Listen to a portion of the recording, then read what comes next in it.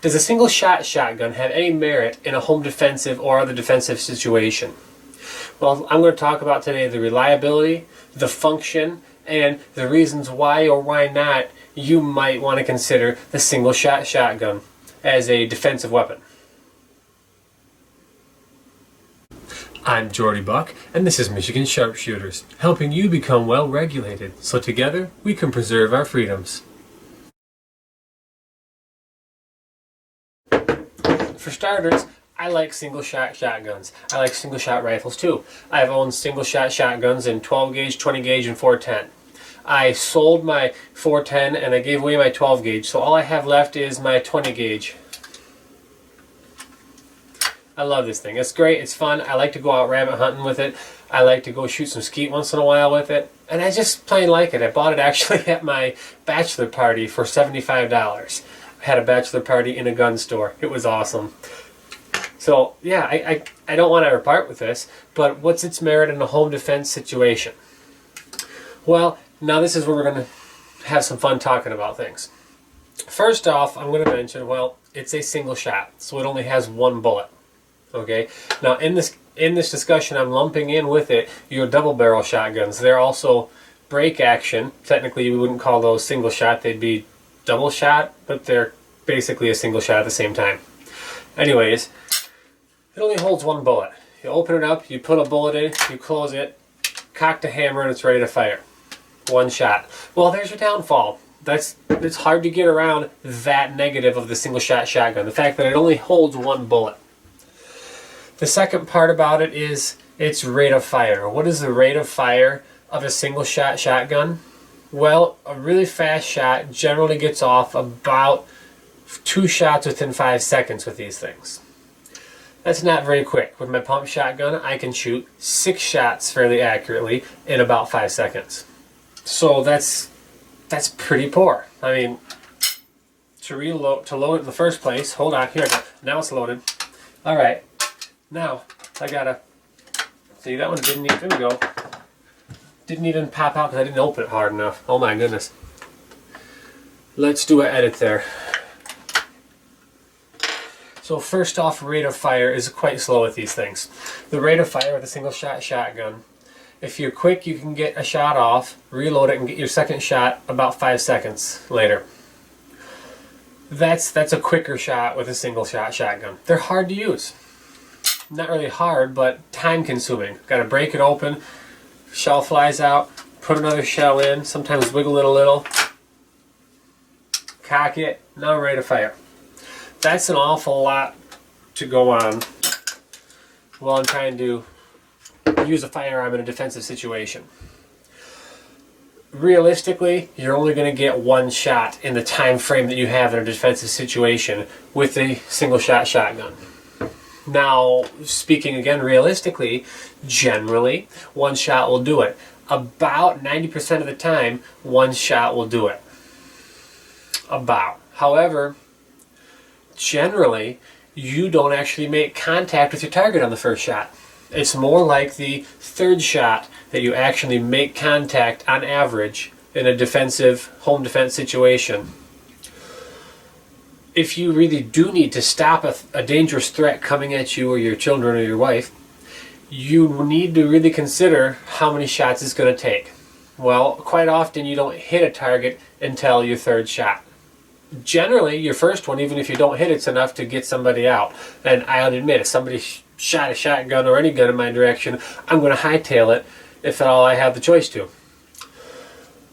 But in the situations where it's not somebody who's just looking to steal a few bucks cash and go out and buy some drugs quick with it, somebody who wants to do some harm to you or your family, you probably need more than one shot, and you're probably not just going to scare somebody away very quickly.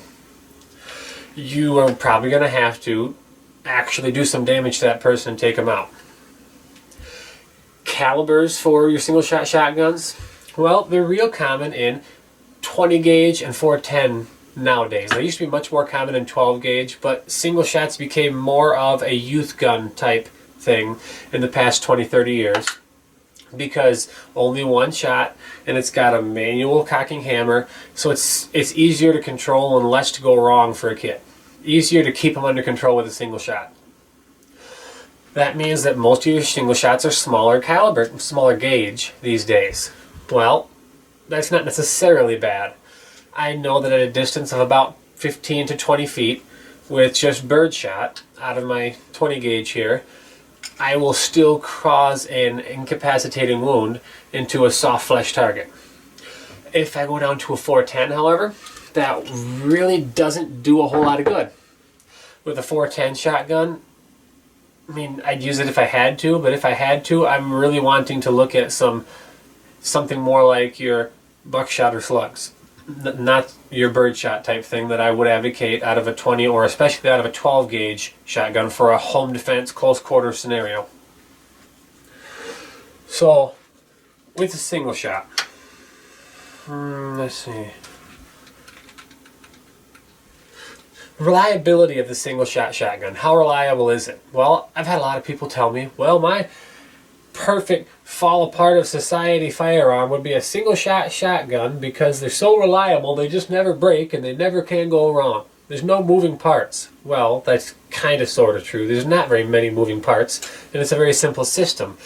But when you talk about reliability, I have personally had and witnessed probably equal number of failures of the firearm, mechanical errors and mechanical failures between the single shot break action style and a semi-auto or pump shotgun. I've seen probably about equal. In fact, just over the holiday season here at my father-in-law's house, we were out shooting pumpkins after Thanksgiving, and lo and behold, his single shot stopped ejecting bullets. The ejector wouldn't pop out. So we had to take that thing down into the basement, take it apart, file off some burrs, clean it out real good, lube it up. Then it started working great. But they're not always going to fire just because you have it sitting around. They have mechanical malfunctions too, and I've seen almost equal number of malfunctions with the single shots as I have with something like a pump action shotgun. So in my opinion, I'm going to go with a pump action shotgun anytime. They're not much difference in cost, honestly. Actually, believe it or not, I paid the same for both of these guns, $75. I can get a single shot shotgun used for about $100, $120 pretty much any day of the week. I can get a pump action shotgun used for somewhere closer to that $200, $250 mark. So it is a little more, but the extra ability afforded by having extra rounds here in the chamber. My shotgun holds 6 rounds, 5 in the magazine and 1 in the chamber. That's incredibly, that's a vast improvement over the single shot, 1 round, wait, I gotta reload, shoot again. Now I know that a lot of people would look at the single shot shotgun over something like the pump action or something more like the semi-autos or even the scary black tactical looking shotguns. A lot of people would look at the single shot for a home defense use because it doesn't look scary or intimidating. This looks a lot more like some old gun that Grandpa had up in his closet years ago, and it just doesn't seem scary. Well, I mean, it shoots the same bullets as the other shotguns. The only difference is this one has a little more backup. If your first shot doesn't do it, I can call in some backup. Oh, that didn't do it again. Let's call in some more backup. Well, maybe I need a few more reserve troops on the way.